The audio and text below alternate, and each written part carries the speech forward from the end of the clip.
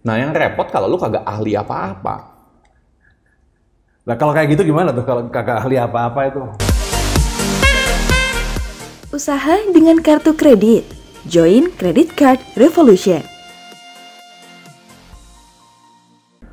Halo Srisma, ketemu bersama saya Roy Sakti Pakal Kartu Kredit. Nah kali ini saya ditemanin oleh kawan saya, seorang coach bisnis yang luar biasa, yaitu Coach Yudi Chandra. Gimana kabar bro? Keren, thank you bro. Keren. Nah Anda harus follow nih Instagram dan YouTube-nya, banyak sekali ilmu-ilmu tentang bisnis yang menarik dari beliau ini.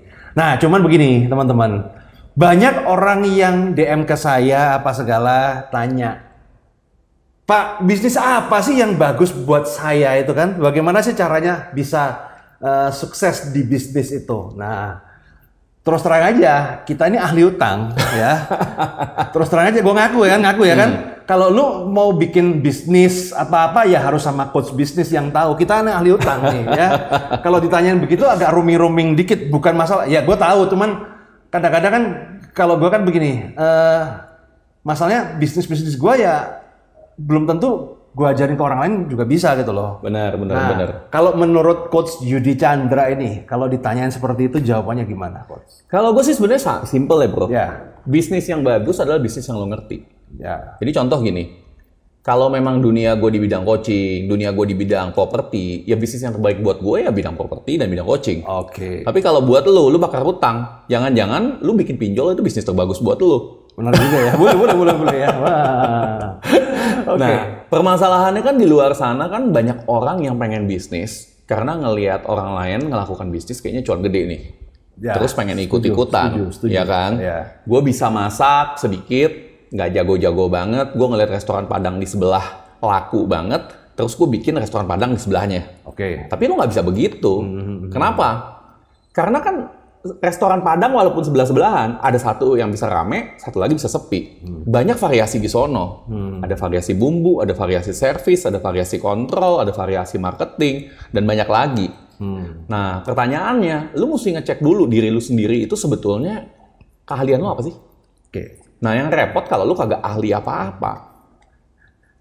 Nah kalau kayak gitu gimana tuh kalau kagak ahli apa-apa itu? Ya, pinginnya cepet kaya tapi. Nah, kayaknya cepet kaya. Ya itu apa namanya? Pesugihan bro. Pesugihan. Nah itu repot. Iya. Apalagi banyak sekarang anak muda 12 tahun, coach saya, atau 15 tahun, coach saya pengen jadi miliarder umur 18. Pertanyaan gue gimana caranya? Iya kan? Lu ada modal apa? Bapak lu miliarder bukan? Bukan. Nah kalau udah bapak lu bukan miliarder, pertanyaan kedua adalah, lu punya calon istri miliarder bukan? Nah itu. Nah, susah. Kalau udah nggak ada lagi, dan kemudian pertanyaan ketiga adalah, lu ada skill apa, lu ada ilmu apa yang bisa dijual sampai lu bisa dapat miliaran. Nah, kalau tiga hal ini nggak ada, lu kelar. Lu harus belajar dulu, lu mesti ngelatih skill dulu. Nah, jadi gini, nah ini nih gua menarik nih ya kan, gua setuju sih, ya kan. Berarti yang terbagus adalah ya yang lu pahamin. Ya, kalau lu nggak paham apa-apa ya mulai belajarlah apa yang kamu pahamin. Nah, kalau gua nambahin ya, saya nambahin ya teman-teman ya. Sebelum Anda invest, belajar dulu, hargai dulu prosesnya. Karena kan ibarat kata kayak orang beli mobil nih. Orang beli mobil itu kan pasti belajar nyetir dulu, bisa nyetir dulu, sudah jago nyetir baru beli mobil. Biasanya atau dia punya supir. Ya. Kan nggak ada orang, gua beli mobil dulu, kemudian gua belajar nyetir pakai mobil baru itu. Tapi kenyataannya di dalam dunia finansial, baik itu buka bisnis ataupun investasi, gua melihat orang-orang yang beli mobil dulu baru belajar nyetir itu banyak sekali. Kalau menurut lu bagaimana dengan orang yang seperti ini? Ya itu, lu buka bisnis tapi lu nggak paham. Karena duit bapak lu gede atau lu dapat warisan. Ya atau itu dia, penyakit. Nah ini gue tambahin satu sebab. Karena dia udah belajar ke tempat gue. Utangnya gede kan. Nah itu karena pengalaman juga begitu tuh kan. Mereka itu modal jadi kambing hitam. Ya modal jadi kambing hitam. Begitu udah pegang modal. Ya gue selalu ngomong bahwa kalau buka bisnis ada duitnya. Siapa sih yang nggak bisa gitu loh. Tukang parkir pinggir jalan pun kalau suruh buka ya bisa. Cuman masalah laku apa enggak, S3 belum tentu bisa. Itu yang masalah. Karena lo mau buka apa juga gampang sih bro. Pertanyaannya gimana cara bisa bikin lo sustainable dan menguntungkan. Oke. Kalau lo ada modal, ya apa juga lu bisa lakukan basically.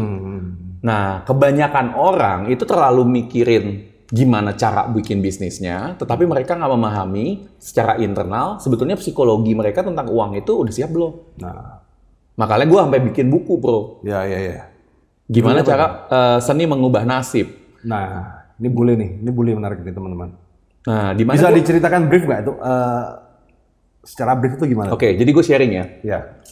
Apa yang terjadi, banyak orang datang ke gue, dia bilang gini, Coach, gue nggak tahu kenapa gue pengen bikin bisnis, gue pengen cepet kaya, tapi dan gue udah tahu banyak hal-hal, tapi gue nggak tahu kenapa gue nggak bisa kaya-kaya. Nah, pertanyaan gue simple kadang-kadang. Sebetulnya orang pada tahu nggak sih gimana caranya kurus atau gimana caranya kaya? Tahu kok. Lu mau kurus gampang. Apa yang lu mesti lakukan? Lu makan dikitan, lu olahraga banyak, lu kurus. Lu mau kaya gampang. Caranya gimana? Lu kerja lebih banyak.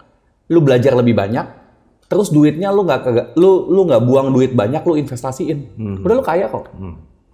Tetapi pertanyaannya kenapa orang nggak kerjain? Udah tahu cara kaya, lu mesti investasi, tapi yang terjadi adalah lu bikin foya-foya. Lu buat untuk utang konsumtif. Itu lu pasti banyak nemuin kan? Banyak kayak begitu. Banyak. Karena mereka punya watak keuangannya belum siap, bro. Belum siap. Jadi bukan bagaimana caranya yang penting. Mempersiapkan dulu ini ya. Istilah gue itu apa ya? Mempersiapkan mentalnya dulu. Kelayakan. Nah, mempersiapkan kelayakannya dia dulu. Lu punya mental, lu punya kelayakan, lu punya watak, itu mesti diberesin dulu. Dan lu mesti tahu apa sih yang sebetulnya membuat lu kayak ada, mau contoh kalau ngelihat tas baru nih, aduh gue pengen beli nih, padahal tas gue udah banyak.